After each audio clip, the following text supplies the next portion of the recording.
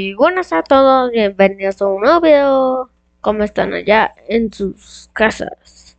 Bueno, eh, grabando aquí en la noche, como a las 9:34. Bueno, hoy les voy a contar la peor historia que he contado antes. Bueno, solo es la historia del protector 3000 y 3500. Es un día.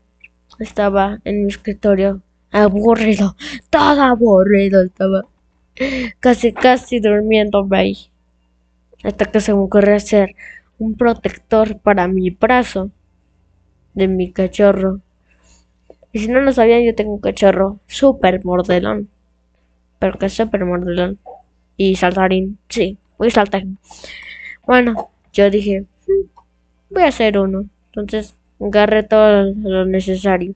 Agarré una botella, fue muy duro, espuma para construir y, ay, ¿qué pasó? Y esto, un molde. La espuma era dura, ¿eh? Eh, es que por fin lo creé, lo creé. Era un milagro. Funcionaba bien hasta que un mes después fue un fail, un fracaso. Mi perro creció y ya me alcanzaba mi brazo. Me protegió bien, la verdad, pero me protegaba,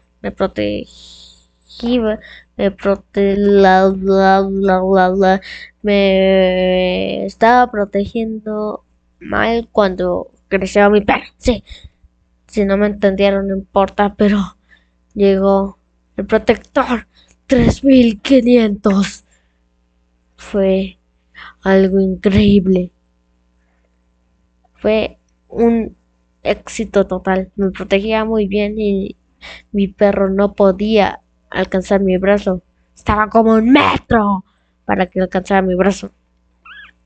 Pero el problema era que el protector 3500 atraía a todos los perros, literal.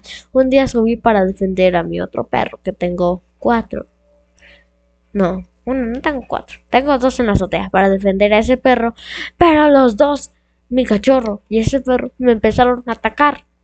Yo, yo casi parecía karateca, defendiéndome de los perros con mi protector. Al final, todo salió good, muy good, afortunadamente. Si no, ya se iban a quedar sin Gym Pro. Bueno, este fue un video corto. Nos vemos en el siguiente video. Y bye. Bueno, todavía no bye. Pero sí muy bye. Bye.